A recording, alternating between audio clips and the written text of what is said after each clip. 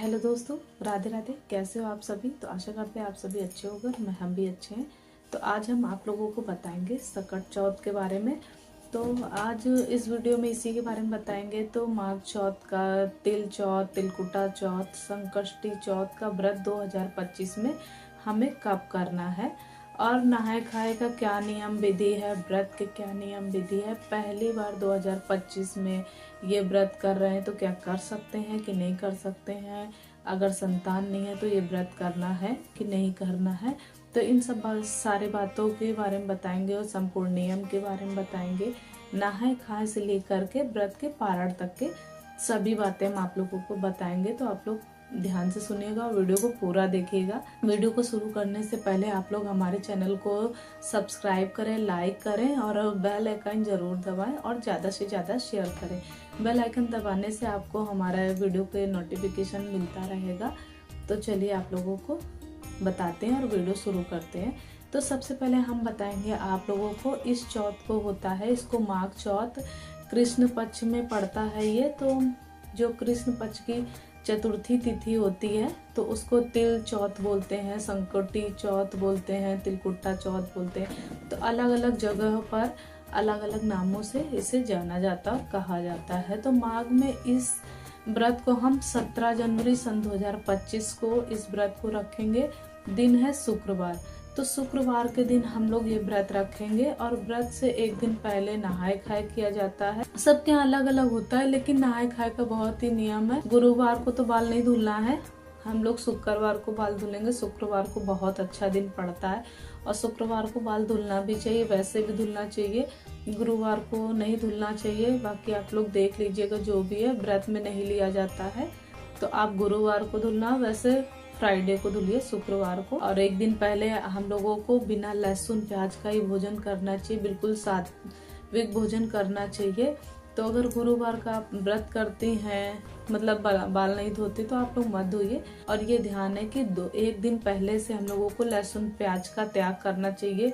मांस मंदिरा की तो बहुत दूर की बात रही, लेकिन लहसुन प्याज नहीं खाना है, ध्यान रखिएगा। एक दिन पहले से बिल्कुल शुद्ध होकर के व्रत के स्टार्ट करेंगे। तो अब बताएंगे व्रत के दिन के जो संपूर्ण नियम होते हैं, उसकी विधि होती है, नहाए खाए होती है।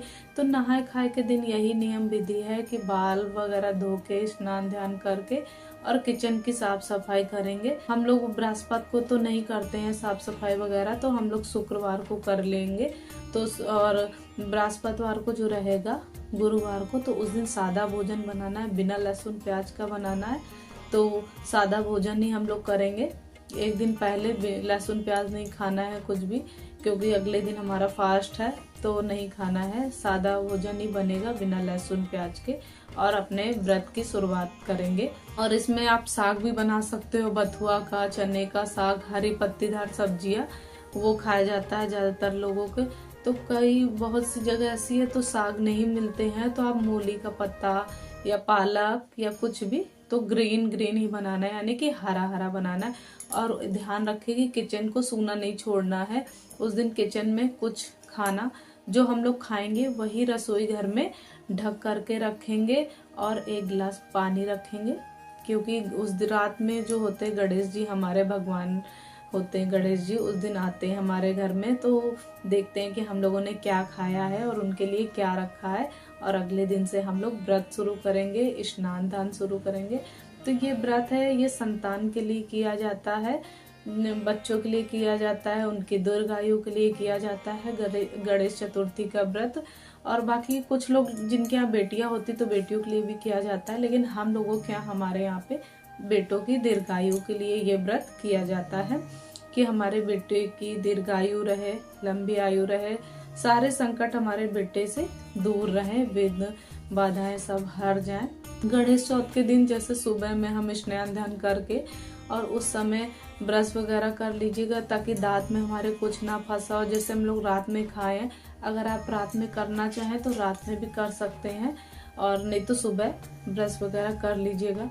और कुछ लोग होते हैं कि मतलब सर्गी खाया जाता है, तो आप लोग सर्गी खाइए, नहीं तो पानी भी खा सकते हैं, मतलब पी सकते हैं, क्योंकि अन्न वगैरह खाने की जरूरत नहीं है। ये व्रत जो होता है, ये करवा चौथ की व्रत होता है कि 12 या 14 घंटे का होता है। जैसे करवा चौथ का व्रत होता है उसी तरीके से ये भी व्रत होता है। चंद्रमा को अर्घ दे करके ये व्रत खोला जाता है। लेकिन इसमें एक चीज ध्यान होता है कि करवा चौथ में हम लोग अन्न ग्रहण करते हैं और इस व्रत में अन्न ग्रहण नहीं करेंगे। ये फलाहारी होता है।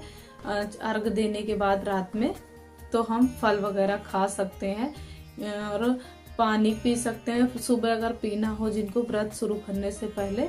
लेकिन जरूरत नहीं है, ठंडी है तो हम लोग रख सकते हैं, ठंडियों का मौसम है तो। और जैसे कि घर में होता है सिंपल और आसान तरीके से मंदिर में पूजा करिए, व्रत का संकल्प लीजिए। और नहीं लेना है तो कोई बात नहीं, आप व्रत रख सकते हैं। तो पहली बार जिनको करना है तो वो लोग भी व्रत उठा सकते हैं। अच्छा दिन है, कोई वो नहीं है, ना खरमास है और ना ही कुछ है। तो जिनको नया व्रत उठाना है तो वो लोग उठा सकते हैं। और व्रत में आप लोग ध्यान रखिएगा, हमेशा न्यू ब्रश का यूज करना चाहिए, नए टंग क्लीनर का यूज करना चाहिए ताकि साफ सफाई से ही हो, जूठा नहीं होना चाहिए। और साड़ी वगैरह होता है कि पहनी हुई भी पहन सकते, अगर कोरी पहनना तो आप मतलब कोरा साड़ी भी पहन सकते हो। और सिंदूर सिंदौरा से लगाइएगा और रंग मावर जरूर लगाइएगा। फिर उसके बाद हम लोग एक चौकी स्थापित करेंगे, उसमें गणेश जी की पूजा स्टार्ट करेंगे। तो इसमें तिल का बहुत महत्व होता है। जो काली वाली तिल होती है सो तिलकुट्टा चौथ बोलते हैं, तिल चौथ बोलते हैं। इसमें 5 प्रकार का फल, एक शकरकंदी भी जरूरी होता है और तिल का लड्डू होता है। और तिल और गुड़ से पहाड़ बनाया जाता है। गुड़ और तिल में मिक्स करके तिल को छिटकाया भी जाता है उसी दिन, तो इसलिए दिन लिया जाता है। तो शुक्रवार का दिन है तो उस दिन हम लोग तिल चिटका भी सकते हैं। अच्छा दिन पड़ रहा है, मंगल को नहीं चिटकाया जाता और संडे को नहीं, यानी कि रविवार को नहीं चिटकाया जाता है। तो आप लोग शुक्रवार का दिन है तो वो भी तिल भी हम लोग उसी दिन चिटकाएंगे और गुड़ और तिल का डेरी बना करके पूजा करेंगे। पान सुपारी सारा कुछ चढ़ाना है गणेश जी को और कथा पढ़ना है। और वहीं से उठ करके, जैसे कि कुछ लोग दिन में करते, कुछ लोग रात में करते हैं, तो अगर रात में जब करते हैं तो फिर वहीं से उठ करके चंद्रमा को अर्घ देना है। पति से या बच्चे से जल चढ़वा के अर्घ दीजिए। ये जो लट होते हैं जैसे करवा में हम लोग करते हैं तो उसी में लट धोन करके ऐसे करके अर्घ दिया जाता है, तो वैसे ही करना होता है। तो इस तरीके से आप लोग करिएगा। तो ये थी सारी बातें। और कुछ लोग होते हैं कि 2025 में जो नया व्रत शुरू कर सकते तो बिल्कुल शुरू कर सकते हैं चौथ का व्रत, क्योंकि किसी प्रकार का अधिक मास मलमास वगैरह कुछ नहीं है, तो आप लोग उठा सकते हैं और आप लोग व्रत कर सकते हैं। दूसरा क्वेश्चन है कि संतान नहीं है तो क्या ये व्रत करना चाहिए? तो संतान के लिए ही ये व्रत किया जाता है। जब हमारे संतान होती है तब ये व्रत किया जाता है। अगर आप क्या किया जाता है, वैसे होता नहीं है, बाकी आप लोग देख लीजिएगा कि संतान होने के बाद में ही ये व्रत शुरू किया जाता है। तो इस साल जिसको शुरू करना है तो वो लोग शुरू कर सकते हैं और जिनके बच्चे नहीं है तो वो नहीं करें। और जिनका व्रत छूट गया तो क्या वो लोग दोबारा कर सकते हैं? तो वैसे व्रत कभी किसी को नहीं छोड़ना चाहिए, बाकी मजबूरियां आती हैं तो इंसान को छोड़ना पड़ जाता है। और वैसे कोशिश क्या करिए कि व्रत ना छोड़ा करिए, लेकिन जिनका छूट गया है तो वो फिर से उठा सकते हैं क्योंकि उनका पहले का व्रत है तो वो उठा सकते हैं। तो जो रात में हमने भोजन ढक करके रखा है तो वो आप भोजन अपने बच्चे, पति या माता पिता सबको दे सकते हैं।